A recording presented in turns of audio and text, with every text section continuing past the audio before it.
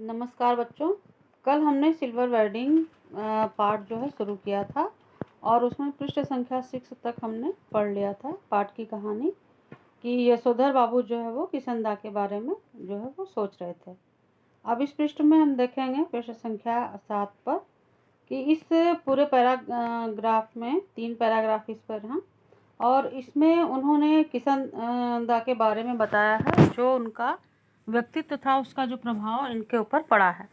तो पहले वाले पैराग्राफ में कहते हैं कि अपने मर्यादा पुरुष किशनदा से सुनी हुई यह बात वह नहीं भूलते हैं कि गधा पचीसी में कोई क्या करता है। अर्थात यहाँ पर वो अपने बच्चों के बारे में सोच रहे थे। पिछले पृष्ठ तक आपने देखा कि उनके बच्चे मनमानी करते हैं, उनकी बात नहीं मानते हैं, लेकिन फिर वही सोच रहे हैं कि किशनदा भी तो अपनी युवा अवस्था में ऐसा ही कार्य करते थे। क्योंकि उनके माता पिता थे। तो गधा पचीसी में क्या करते हैं से तात्पर्य यह है कि जब युवा अवस्था होती है तो उसमें व्यक्ति इस तरह की हरकतें जो है वो करता है, इसलिए इसकी बहुत बड़ी चिंता करने की आवश्यकता उनको नहीं है, क्योंकि बाद में हर आदमी जो है वो समझदार हो जाता है। तो यहाँ पे इस पैराग्राफ में उन्होंने यही जो है वो किया है, क्योंकि किशनदा ने भी उनको बताया था कि यद्यपि जब वो युवा थे तो उन्होंने बताया यशोधर को यह बताया कि किशनदा कहते हैं कि किस तरह मैंने जवानी में 50 किस्म की खुराफात की। तो किशनदा ने अपने बारे में बताई थी कि क्या क्या खुराफात उन्होंने की थी, जैसे ककड़ी चुराना, दूसरे के खेत में जा कर के, और मुर्गी मार देना, पीछे की खिड़की से कूदकर सेकंड शो सिनेमा देखना। तो ये सब पहले के लोग भी किया करते थे, ऐसा नहीं है कि पहले जो है लोग ऐसा कुछ नहीं करते थे। तो युवा अवस्था में इस तरह की जो यहाँ पे दिखाई गई है जिंदा दिली, उसको किशनदा ने यशोधर बाबू से बताया था। तो फिर यशोधर बाबू भी निश्चिंत हो जाते हैं कि बच्चों की भी अभी यह जो अवस्था है वो युवा अवस्था है, बाद में वह भी समझदार हो जाएंगे। आगे जो दूसरा पैराग्राफ है कि जिम्मेदारी सर पर पड़ेगी, तो इसमें जो है खुद यशोधर बाबू ये सोच रहे हैं कि जब जिम्मेदारी इन बच्चों के सिर पर पड़ेगी तो सब ठीक हो जाएगा, अपने आप ही समझदार हो जाएंगे। और ऐसा वो इसलिए सोचते हैं क्योंकि किशनदा ने भी ऐसा किया था, फिर भी वह बहुत समझदार और जिम्मेदार व्यक्ति थे। यशोधर बाबू अक्सर अपने बच्चों के प्रसंग में दोहराते हैं, उन्हें कभी कभी लगता है कि अगर मेरे पिता तब नहीं गुजर गए होते जब मैं मैट्रिक में था तो शायद मैं भी गधा पचीसी के लंबे दौर से गुजरता। जिम्मेदारी सर पर जल्दी पड़ गई तो जल्द ही जिम्मेदार आदमी बन गया। जब तक बाप है तब तक मौज कर लो। तो ये आप देखते हैं, ये बिल्कुल पारिवारिक और सामाजिक स्थिति का वर्णन यहाँ पर मनोहर श्याम जोशी जी ने किया है, जैसा कि समाज में होता है, परिवार में होता है, और बच्चे और अभिभावक के साथ भी यह स्थिति रहती है। और बच्चों के अगर माता पिता हैं, बच्चे सनाथ हैं, तो जाहिर सी बात है कि उनकी आवश्यकताओं की पूर्ति भी होती रहती है। मौज से तात्पर्य यही है कि वह उनकी सारी आवश्यकताएं अभिभावक जो है उनकी पूरी कर देते हैं।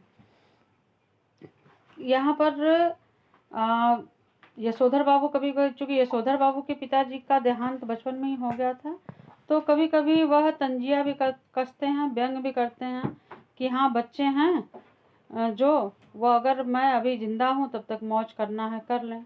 लेकिन यह कहते हुए उनके चेहरे पर जो मुस्कान खेल जाती है वह बच्चों पर यह प्रकट करती है कि बाप को उनका सनाथ होना, अर्थात उनके माता पिता उनके साथ हैं, गैर जिम्मेदार होना, इसीलिए बच्चे शायद युवा अवस्था में गैर जिम्मेदार हैं, लेकिन कुल मिलाकर के यशोधर बाबू को अच्छा लगता है। तीसरे पैराग्राफ में यशोधर बाबू कभी कभी मन ही मन स्वीकार करते हैं कि दुनियादारी में बीवी बच्चे उनके अधिक सुलझे हुए हो सकते हैं, लेकिन 2 के 4 करने वाली दुनिया ही उन्हें कहाँ मंजूर है। 2 के 4 करना मतलब आप देखते हैं कि इस दुनिया में तरह तरह के लोग हैं और सबकी विचारधारा जो है वो अलग अलग होती है।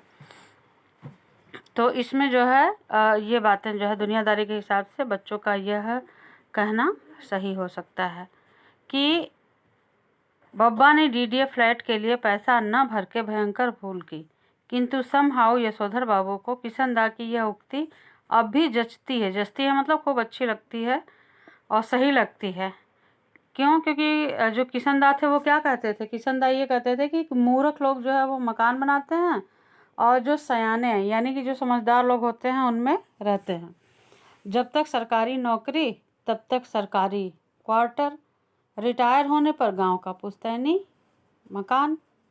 बस तो ये आप देखेंगे कि यहाँ भी पीढ़ी का जो है वो जो अंतराल है वो दिखाई देता है। आज की जनरेशन बच्चों देखिए क्या सोचती है कि अगर नौकरी उसकी लग गई ठीक ठाक तो वो पहले ये सोचती है कि वह अपना कोई मकान ले ले और उसके बाद फिर वाहन ले और फिर बाकी अपनी घर गृहस्थी जमाए। और पहले के समय में क्या थी विचारधारा, ठीक इसके विपरीत, कि व्यक्ति का की नौकरी चाकरी लग जाए, उसका विवाह हो जाए, घर गृहस्थी बसा ले, अपना जीवन यापन करे, उसके बाद जब वो रिटायर होगा तो अंत में फिर वो अपना घर मकान बनाएगा। तो यहाँ पर आप देखेंगे कि यह भी कहीं ना कहीं जनरेशन गैप यहाँ पर है। आगे देखिए इस पृष्ठ पर, पृष्ठ संख्या 8, इसमें जो है पहले पैराग्राफ में गांव के पुश्तैनी मकान का उल्लेख किया है यशोधर बाबू ने कि गांव का पुश्तैनी मकान तो टूटा फूटा है और उस मकान को जो है बनवाना, उसकी मरम्मत कराना और फिर उसकी जिम्मेदारी ओढ़ना, और जाहिर सी बात है कि ये शुरू से आकर के शहर में रह गए, अब तो गांव में जो लोग वहाँ रह रहे होंगे वो जाहिर सी बात है कि अपना वर्चस्व समझते होंगे। फिर जाओ तो उनसे झगड़े मोल लेना और उनसे बिना मतलब के विवाद करना, इन सब चीज़ों से अच्छा है कि वो शहर में ही रहें। तो इसलिए वो फिर गांव जो है वो नहीं जाना चाहते हैं। आगे जो है बच्चे बहस में जब यह तर्क दोहराते हैं कि तब उनसे कोई जवाब देते नहीं बनता, क्योंकि बच्चे जो है वो यही कहते थे कि डीडीए फ्लैट के लिए अगर फॉर्म निकला है आपके पास, उसके लिए अधिकार है तो आप भी भर दीजिए। लेकिन यशोधर बाबू इस बात को मानते ही नहीं थे, वो सोचते थे कि वह जाएंगे जो है वो गांव में, लेकिन ऐसा नहीं था। तो आप देखिए कि तब उनसे कोई जवाब देते नहीं बनता। बच्चों को फिर वो इसी तरह से जो है समझाते हैं और ख़ुद को भी इसमें समझाते हैं। आगे जो है जितना ही इस लोक की ज़िंदगी यशोधर बाबू को यह नकली हंसी के लिए जो है वो विवश करती है, बाध्य करती है, उतना ही वह परलोक के बारे में उत्साही होने का यत्न कर रहे हैं। तो उन्होंने बिरला मंदिर की ओर तेज कदम बढ़ाए, लक्ष्मी नारायण जी के आगे हाथ जोड़े और उसके बाद जो है फिर क्या किया कि फिर एक असीक का फूल चुटिया में खोसा और उसके बाद फिर वहाँ से आगे आ गए। तो असीक के फूल का तात्पर्य बच्चों यह है कि असीक का जो फूल होता है वह जो भगवान जी को हम फूल चढ़ाते हैं, वह फूल जो है उठा करके जब कोई अपने साथ ले लेता है प्रसाद स्वरूप तो उसको असीक का फूल कहा जाता है। यहाँ यशोधर बाबू ने क्या किया कि फूल उठाया और फूल उठा करके उन्होंने अपनी चोटी में लगा लिया। तो अब देखेंगे कि वहाँ पे एक महात्मा जी प्रवचन कर रहे थे और फिर जो है वो सुन रहे थे और मंदिर में जा कर के उन्होंने इस तरह से प्रसाद स्वरूप जो है उनका पुष्प वहाँ से उठा करके अपने सिर पे रख लिया। अफसोस आज प्रवचन सुनने में यशोधर जी का मन खास लगा नहीं।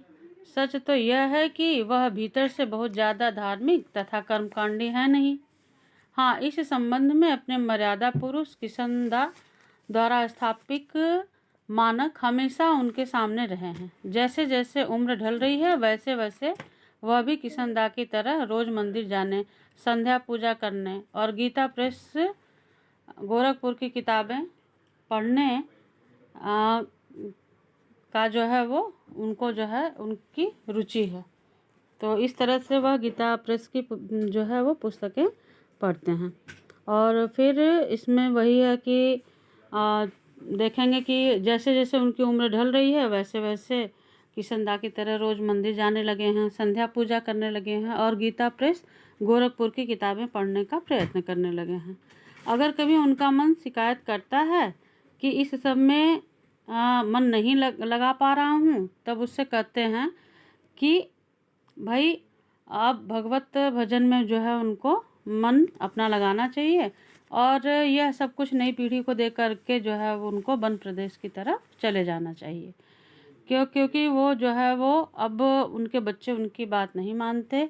और वैसे कहते हैं कि वैसे बच्चे अगर सलाह मांगे तो अनुभव का आदर करें तो अच्छा लगता है, अब नहीं मांगते तो न मांगे। यशोधर बाबू ने फिर अपने को झिड़का कि यह भी क्या हुआ कि मन को समझने में फिर भटक गए। फिर गीता महिमा का गुणगान जो है वह सुनने लगे। शेष अगले वीडियो में।